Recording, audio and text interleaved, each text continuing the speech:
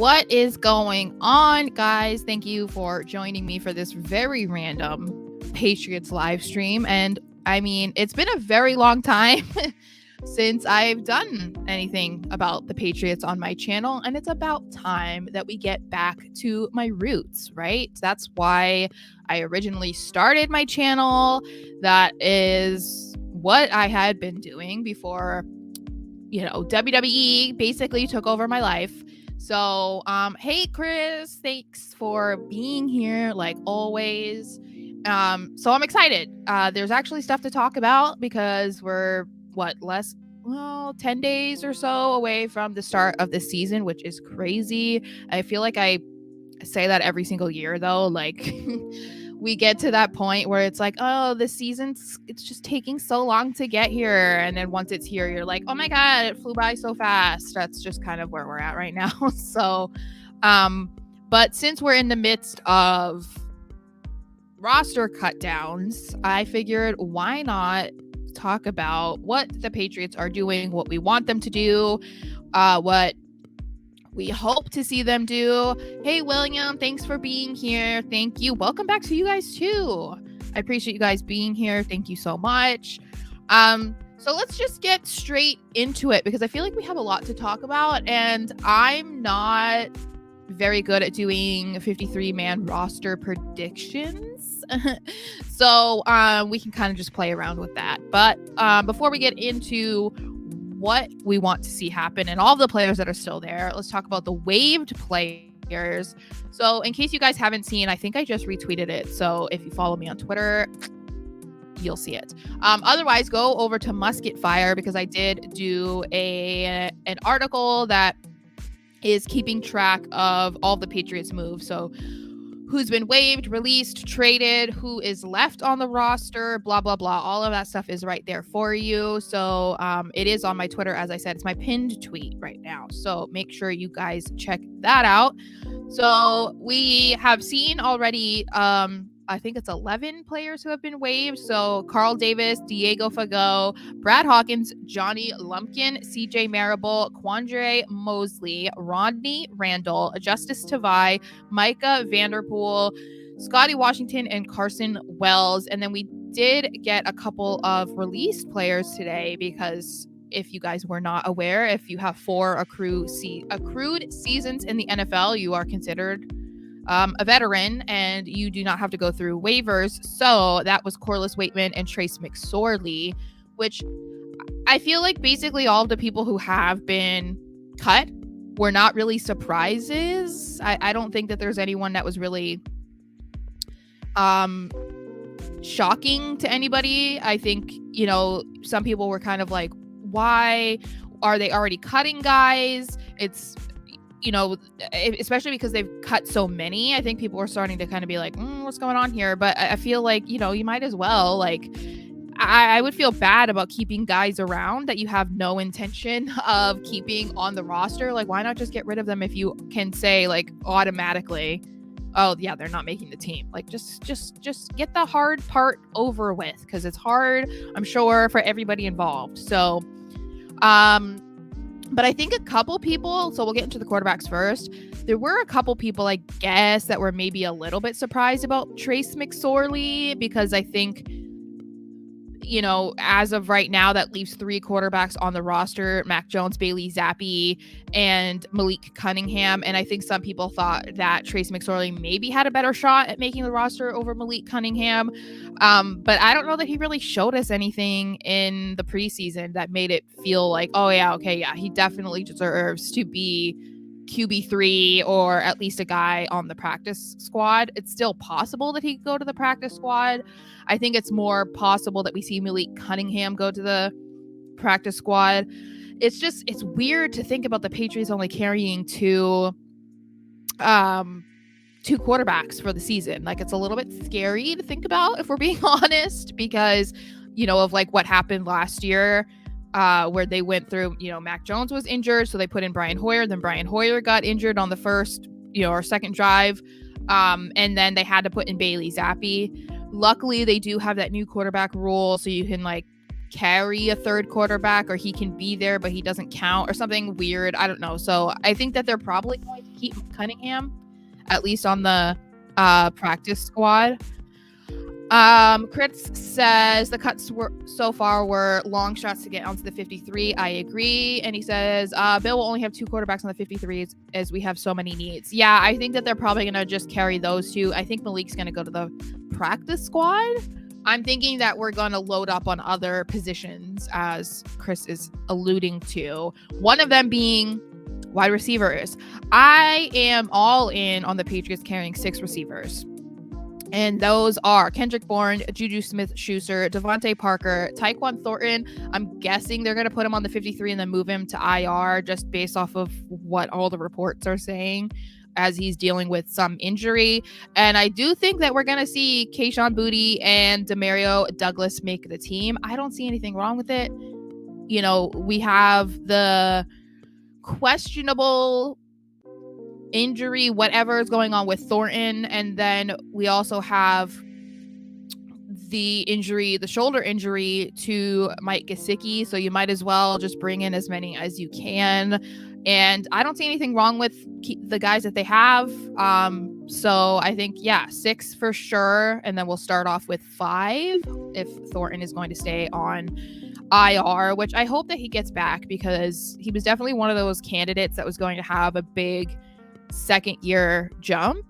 And although he hasn't looked great in the preseason, I still, I want to see him live up to the expectations that clearly the Patriots believe he can be, because they drafted him far higher than most people believed he should have been. And, he's that tall, lanky receiver that would be great to have if he can turn out and actually be good. I think that he's just been dealt a little bit of a tough road so far. So hopefully we will see that. So that would leave just 2 receivers being cut. Would be Thyrick Pitts and Rayleigh Webb, which again, I mean, is that really surprising to anybody? I mean, no disrespect to them. It's just, they haven't really done much. We haven't talked about them. So I think that's those are like the easy positions so far. I think this is where we start to get a little bit trickier with the running backs. Obviously, we know it's going to be Ramondre Stevenson and Ezekiel Elliott. We know that Pierre Strong was traded to the Browns over the weekend, which I was a little bit bummed about, guys. I was excited about what Pierre could have done. I was more excited about him than Kevin Harris. I know that, they were just rookies last year. We didn't see a whole lot from them, but I thought that Pierre Strong had a good opportunity to make an impact on the team, because he was more of that dual threat back that the Patriots like. But of course, that gets kind of thrown to the side when you then bring in Ezekiel Elliott. So I wasn't like super shocking. A little bit just over the fact of Kevin Harris. I figured that Strong was going to make the team more than Harris, but I think that who comes after Stevenson and Elliott is going to be the more interesting move for the Patriots, because that leaves Kevin Harris, Ty Montgomery, and JJ Taylor. And we know that JJ Taylor has been on the Patriots for 3 years at this point. So I think that he did have some good outings in the preseason. So I feel like if he was going to solidify a spot on the roster, it would definitely be this year. But again, this is his 3rd year trying to get on the 53, so I'm not sure. But because, they're going to need a number 3, I would assume he has a shot. Kevin Harris, maybe they really like what they've seen from him because they traded Pierre Strong. Maybe Harris did enough. I originally, if you asked me, I don't know, even a month, 2 months ago, if you asked me in the summer, I really thought that it was going to be Ty Montgomery, because of the fact that he's so versatile and can be used basically all over the offense. But he's cursed by injuries, and I'm so sad about it because he was one of my guys that I was really looking forward to seeing.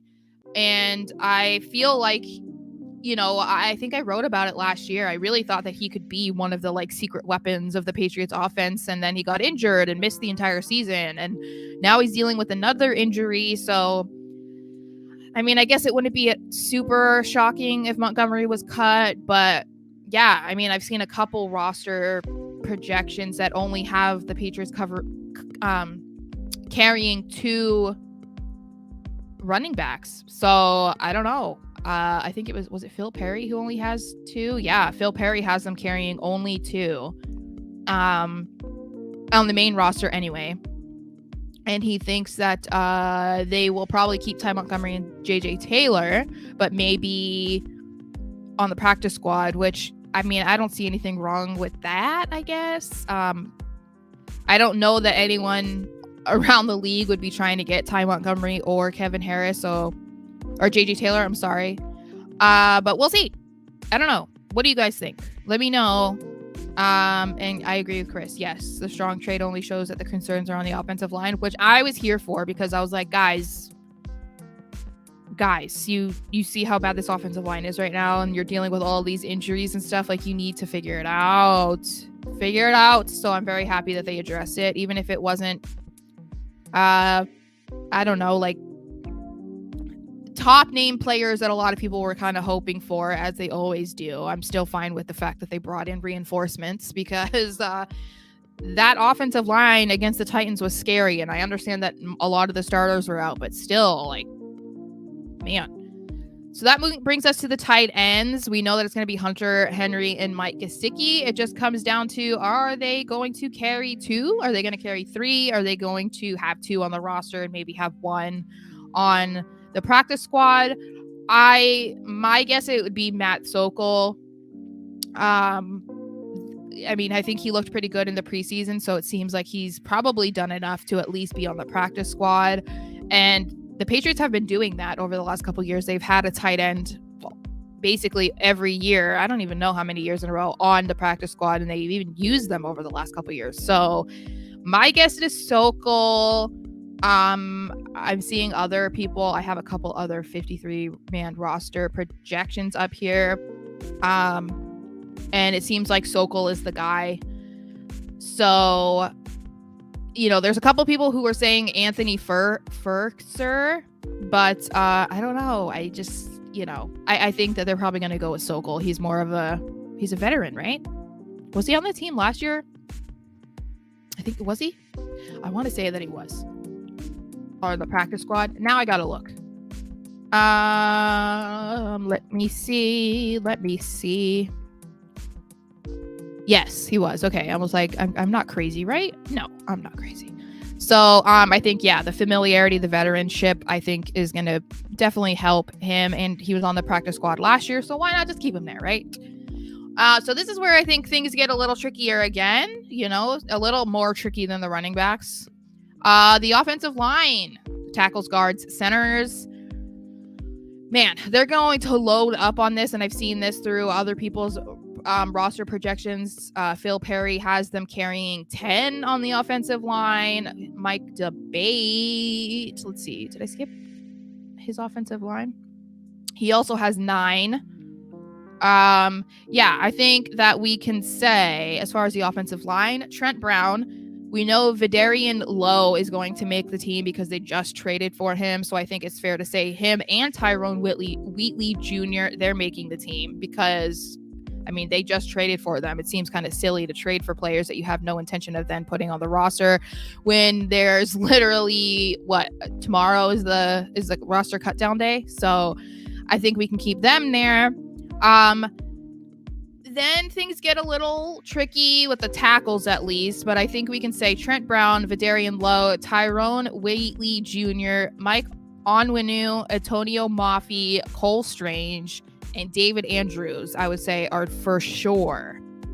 I have Andrew Stuber out for sure, Cody Russi out, probably James Ferentz, Bill Murray, and Chasen Hines are out.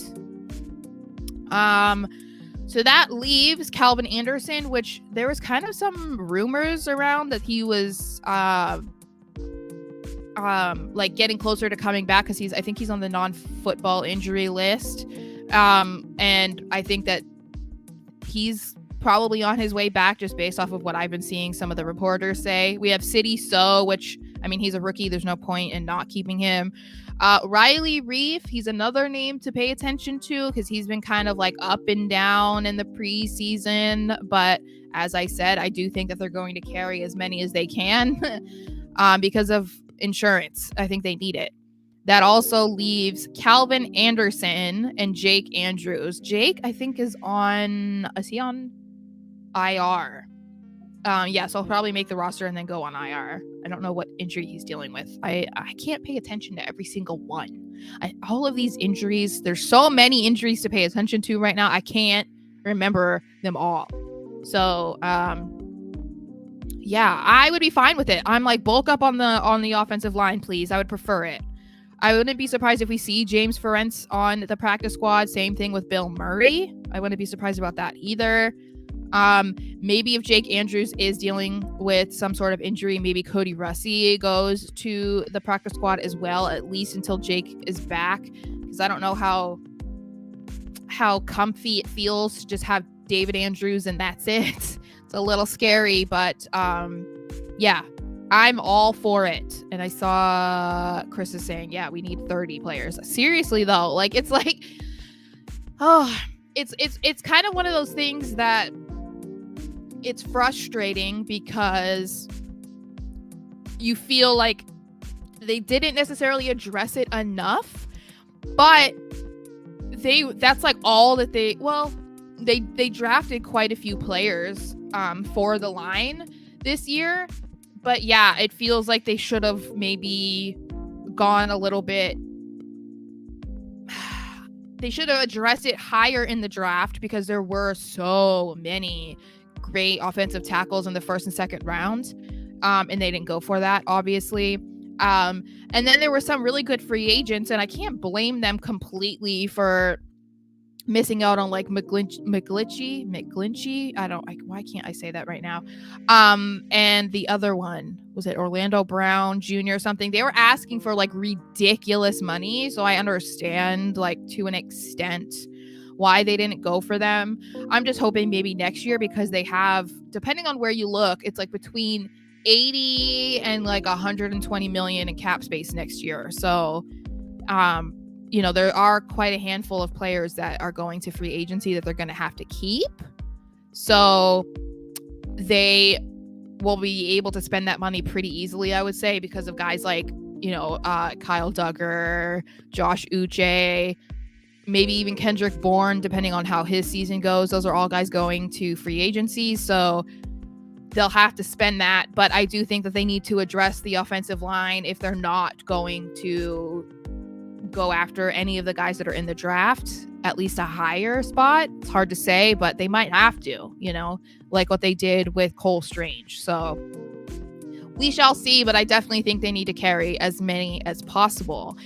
And then there's the defensive line, which is, you know, it needs help, but not that bad. We have Christian Barmore, I think for sure. Devon Gotcha, Lawrence Guy. I think Daniel Equaly is going to make it. He looked great in the preseason, and I feel like he just has those types of moments. Like, it's just every season he just shines sporadically. You know, you kind of like forget about him as a member of the roster, but then he does these things, and then you're like, oh wait, okay, like thank God we have you. So I do think that maybe even Sam Roberts makes the team. I know that that's a player that a lot of the reporters have been kind of being like, oh, okay, it looks like he may actually make the team. He was a bubble guy, so it seems like he will probably make the roster as well, which I love because I like that he grew up a Patriots fan. So I got a little soft spot for him, you know, especially because he cheered for the Patriots against the Chiefs. So we love that, you know, we don't like the same team. So that's great. So we have that. Let's see, who would that put out then? Jeremiah Farms. Justice Tavai's already been gone. Oh wow, Mike Debate has Lawrence Guy out. I feel like you have to keep Lawrence Guy. He's like their best run blocker, run defender, whatever. That's interesting. I don't know. Everyone's just kind of guessing at this point. Obviously, we don't know. I always hate this though. I feel so bad for the guys that get cut. Maybe I'm just one of those weirdos, but I feel kind of bad for them. Anyone else? Anyone else feel bad? Maybe I'm just weird. Then we have the outside linebackers, edge, and defensive ends. Let's see. Okay, let's just do edge. We have Matthew Judon, obviously. Keon White, obviously. Josh Uche and Dietrich Wise, obviously. Do we really? Is there any question there? Then we have linebackers. Let's just say linebackers in general. Juwan Bentley and Marte Mapu. Duh. I don't think there's any question there either. There's not a lot of controversy there. I think the defense is a lot simpler to figure out because the defense is not really the unit we have to worry about, right? So it's a lot easier. Jelani Tavai, I'm assuming, will probably make the roster as well. Phil Perry has Anthony Jennings making the roster as well. So does Mike Debate. Sorry, I was reading. And then we have Trey Flowers on the PUP list. I really want to see what Trey Flowers can do because he was very limited last year on the Lions, but I really want to see if we can see that Trey Flowers of old. I think he's another player that is kind of universally liked by the Patriots fans. So him coming in for a visit earlier, I think it was in March he came in, and then he did another visit, obviously, where they signed him. I would love to see him on the field. I think that would be great. It's just you kind of don't really know how he plays anymore because it's been so random over the last couple of years. Basically, since he left the Patriots, he's not been the same guy. So I hope that we do get to see him. Hopefully he's on his way back. I don't know, but I can't imagine that they brought him in and signed him just to cut him. He might make the roster and go to IR. I don't know what injury he's even dealing with, honestly. Let's see. Then we have the cornerbacks. The cornerbacks, a very exciting unit, at least in my eyes. We have Christian Gonzalez. These are my picks anyway. Christian Gonzalez, Jack Jones, Jonathan Jones, Marcus Jones, and Miles Bryant. I know some people are going to be upset about Miles Bryant, and sometimes he isn't that great. But even though I put him in one of my articles as a guy that won't make the roster, I think he will. He is versatile. They can do whatever with him. They're not going to make him, a starter. So I think that kind of helps some of the people that really have issues with Miles Bryant because Twitter hates Miles Bryant. So I think, we have Christian Gonzalez and Jonathan Jones as the likely starters. And we have Jack Jones and Marcus Jones. So Miles Bryant's not going to be out there making all of these mistakes. At least I hope not. But I think the versatility is what's going to help him get on the team because we know that Bill Belichick loves those types of players. And I feel like you can't be overly safe when it comes to a position like cornerback because of the injuries that they have been dealing with in recent years. And when you have a guy that is that versatile that you can kind of like plug him and play, like you don't have to worry about it, whether it's wherever it is in the secondary, basically, they might as well keep him because that's like the ultimate insurance. And I agree, Chris. Christian Gonzalez needs to be, or just Christian Jones needs to be the secondary of Joneses. It's so difficult when I'm writing about the secondary or the cornerback specifically. And, usually when you're writing, you usually will just use the last name, but you can't when you're talking about all these Joneses. You have to use their first name. It's kind of weird. So that would leave out Isaiah Bolden, Amir Speed, and Sean Wade. I'm assuming that a guy like Bolden is probably going to go to the practice squad. But yeah, I think they can have 20 on the practice squad, I think, right? I think it's 20. Then we have defensive backs, so like safeties and defensive backs. So we have, I'm guessing, Kyle Duggar, Jalen Mills, Adrian Phillips, and Jabril Peppers. My guy, Jabril Peppers. That leaves Cody Davis out, or at least on the PUP list, and Joshua Bledsoe out. That's just, I think that's easy. Those are easy picks, guys. You know, I'm with it, and I really hope that they bring back Kyle Duggar, especially if he has another good season. And then we have special teams. Bryce Behringer, Joe Cardona, Chad Ryland, Brendan Schooler, Matthew Slater. And then when we talk about other parts, we have Chris Board, Calvin Munson, and Nick Folk. So the thing that's going to be interesting to watch, I think, is what they do at kicker, because I think that we have seen what Nick Folk can do. I think Nick Folk is going to stay around. I kind of feel like even if he's on the practice squad, the thing is, though, is if he goes to the practice squad, then somebody can pick him up.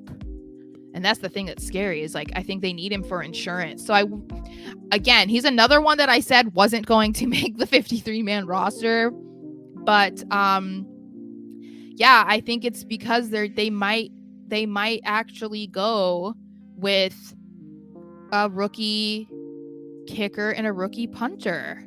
I think that obviously we know they're going to go with a rookie punter because they don't have a punter.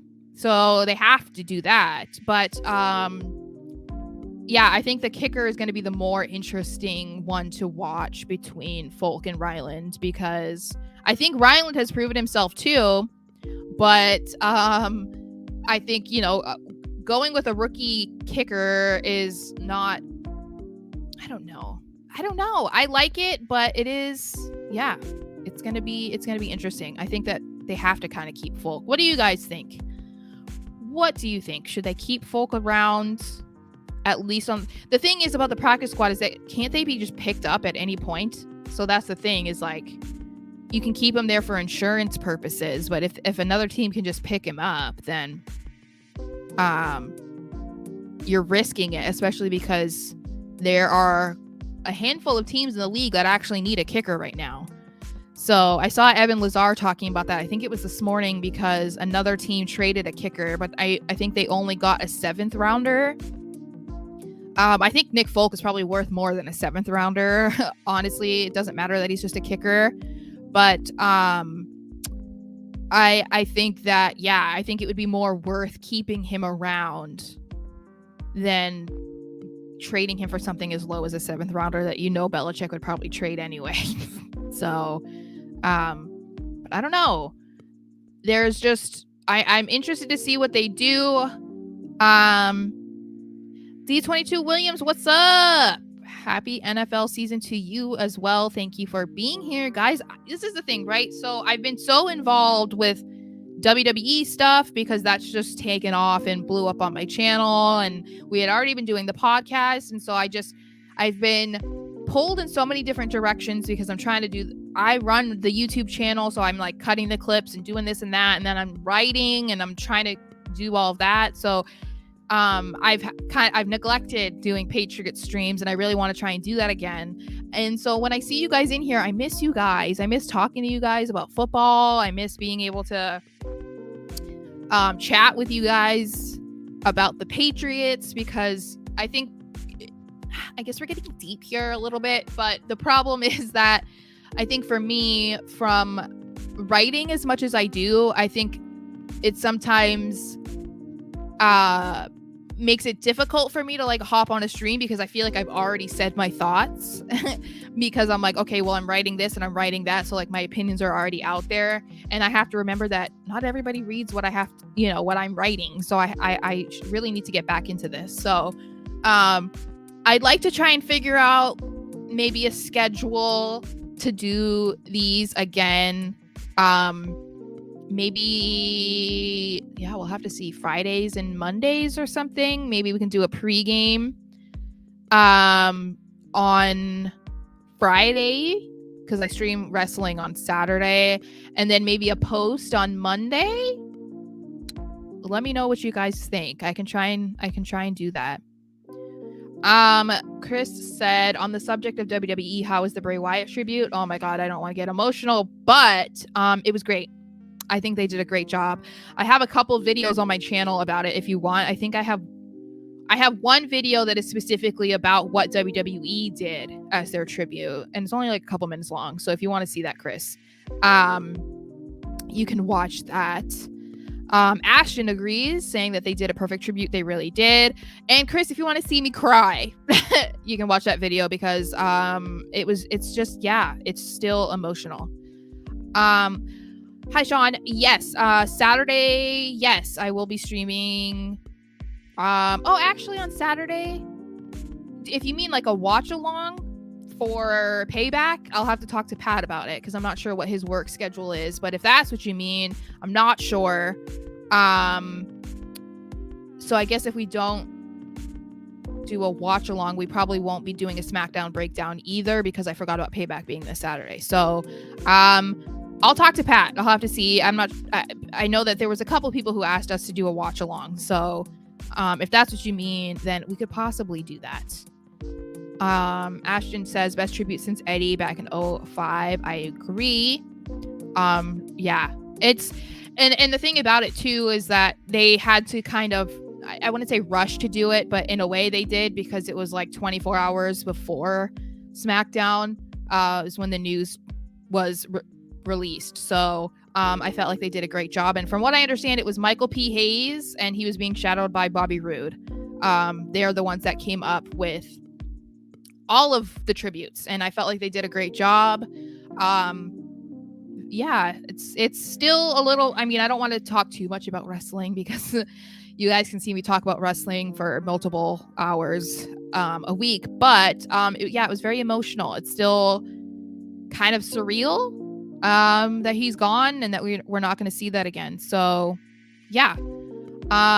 Okay, Sean, I will talk to Pat. I don't know, his work schedule has been very up and down, so I'm not sure what his plans are for Saturday, but it might not be a bad one to do a watch along. I'll have to check with him. So I will keep you guys updated. I'll try to, maybe I'll post like a community post on my channel to tell you guys, or maybe if he lets me know today, then I'll talk about it in our Raw Rewind tomorrow.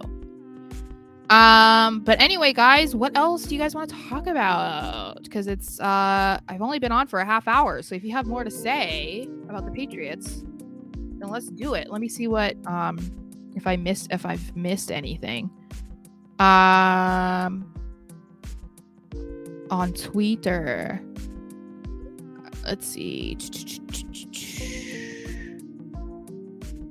I want to see if I've missed any. I was so worried that I was going to wake up this morning. There was going to be a bunch of moves that I missed. So, but they didn't. They did not do anything early this morning. I mean, there was a couple moves, but nothing like major. And maybe we won't really hear that much until tomorrow.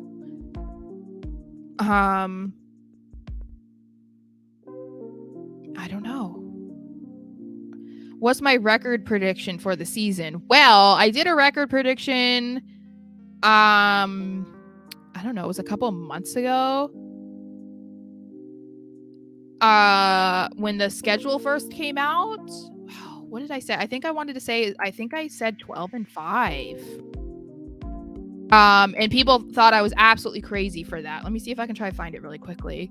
Musket Fire 2023. 2023 game by game. Let's see. Okay. Yes. So I think I did 12-5 was my original prediction. I have them losing to the Eagles.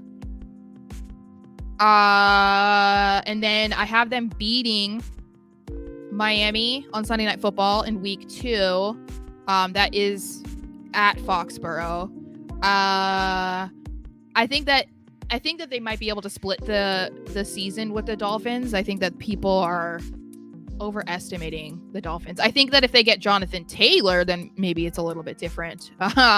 Which I really hope that the Dolphins do not get Jonathan Taylor. Please, no. They certainly need it, but yeah, I don't want to see that happen. I did have them beating the Jets at the Jets because it's the Jets, guys. I know that people aren't going to agree with that, but I do think that the lore of the Jets has been overblown. I really don't think that they're going to be this like super amazing team. So, you know, I don't think that Aaron Rodgers is the one that's going to come in and be their savior. I just don't. Then there's week 4 at the Cowboys. I say that they're going to lose to the Cowboys because they're just stacked on both sides of the team, and I have them beating the Saints. I think they're going to be an interesting team. They're in the midst of like a big change too. They have Derek Carr, who didn't really look that great in the preseason, and then I don't know. They're just a developing team. They're kind of in the same boat as us, so that leaves them at 3-2. I think that the Patriots week 6 at the Raiders, I want them to get their revenge for how it went down last. Oh yeah, feed Zeke. That is a good point. That would be sick. I love revenge games like that. And it's not like they necessarily have like bad blood, I don't think. But that's good. That's good. I like that. Let's see. And then week 6. Yeah, I think that they can get revenge on the Raiders. Week 7 versus the Bills. The thing about the Bills, this is how I feel. So I do think that the Bills are probably going to be the ones to take the East again, or at least they're going to be, you know, the team that they're going to have to try to beat to get the division title.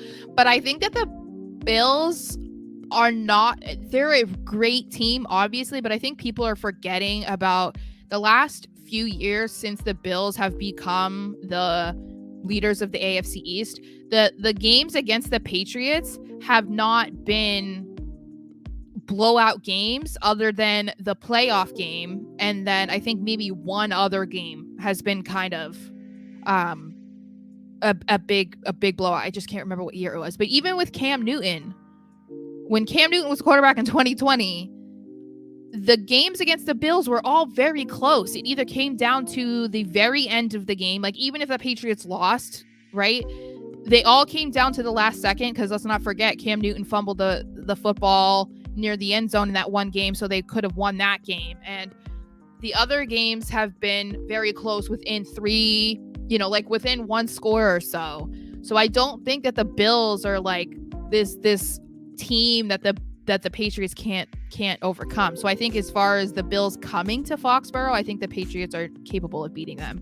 So that's through week 7. I have them at 5-2. Week 8 at the Dolphins.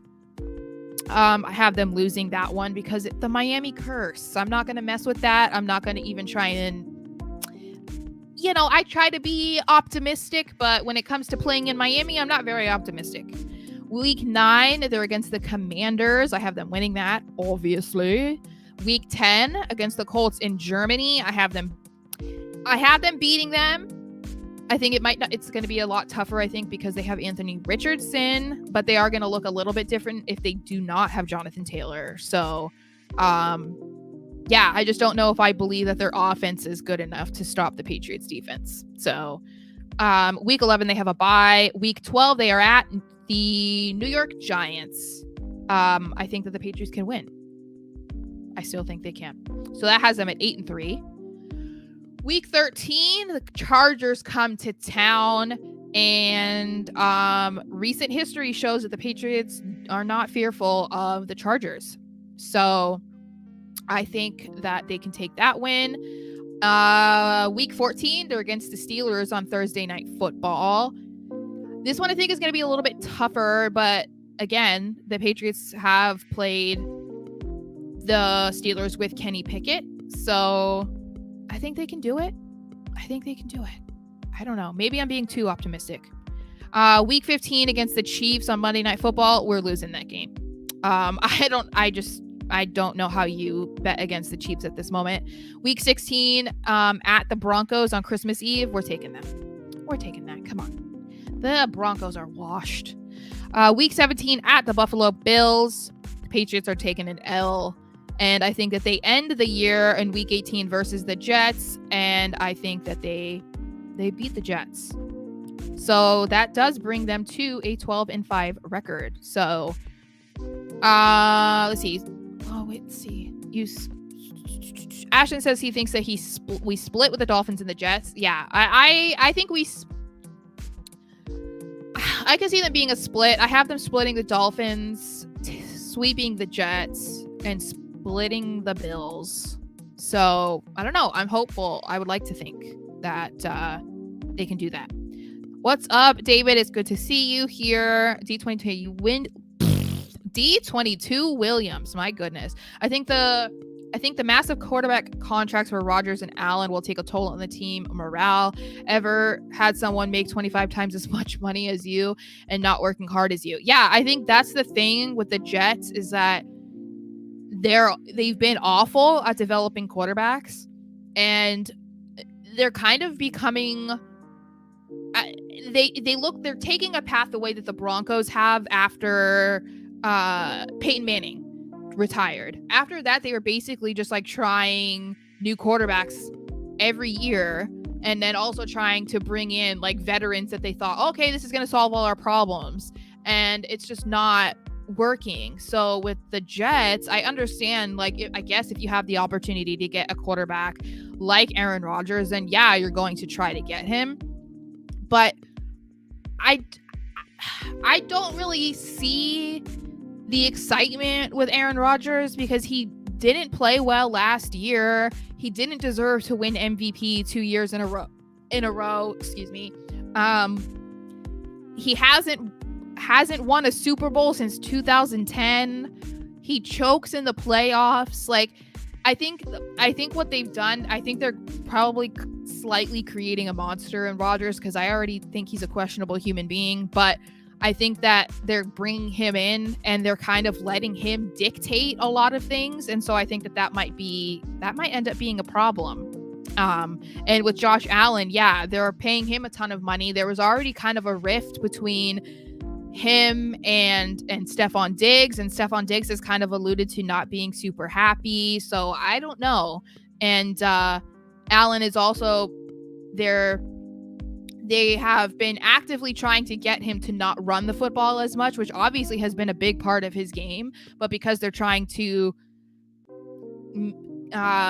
make sure that he has a long career, they kind of have to get him to stop running because it's too risky to cause injury. So if they are going to try and do that, I think that it'll be interesting to see how that affects their offense, because he was a huge part of why plays were continued. I mean, how many rushing touchdowns did he get last year? So if they're going to try and limit that, then I'm like, ew, that might not work in their favor.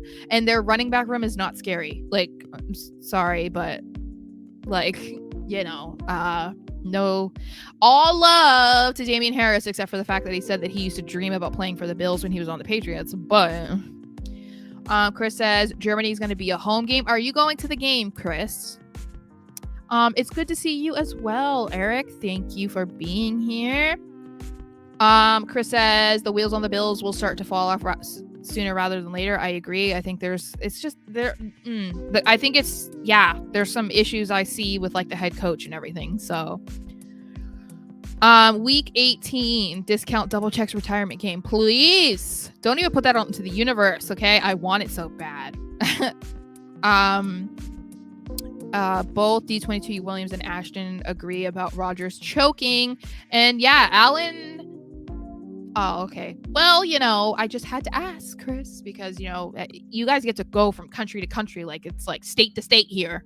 But yeah, Josh Allen, I think he was a problem. There's all these rumors that he was not himself last year in the playoffs because he had cheated on his girlfriend, or like him and his girlfriend had just broken up or something. And in a way, I think it's kind of funny because if that's true, I'm just like, imagine Tom Brady ever letting something like that,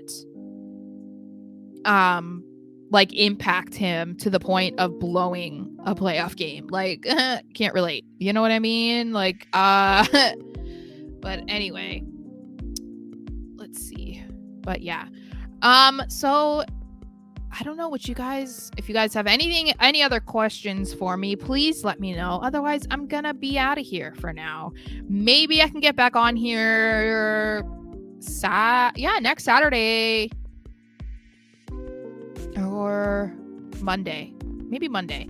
Saturday I have fantasy draft. So Chris says, do you think the Bills have missed their Super Bowl window? I feel like they went all in last year. It felt like if they were going to go to the Super Bowl, it felt like last year was their opportunity. I don't know if their window has been completely closed, but I think it's like even if it's just cracked a little bit, I think it's this year. Because they're not going to be able to satisfy all of these guys that are going to want massive contracts. I mean, if Stephon Diggs is already like being problematic, then I can't imagine if they miss a deep playoff run or they don't make the Super Bowl this year. I can't imagine that he's going to sit there quietly and like be happy. Yeah, I think that there's probably more issues on the horizon if they do not get it done this year. And I hope they don't. And that's because they're in our division.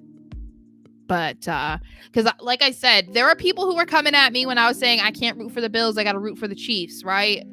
Even though I didn't want to root for the Chiefs. I don't like the Chiefs. But the Bills winning the Super Bowl or winning the AFC Championship would be way more damaging to the Patriots and the Chiefs. All right. Well, thank you guys. I am so excited that I got to talk to you guys. And thank you, Kingdom Eraser. I am feeling a lot better today. Just try not to think about it.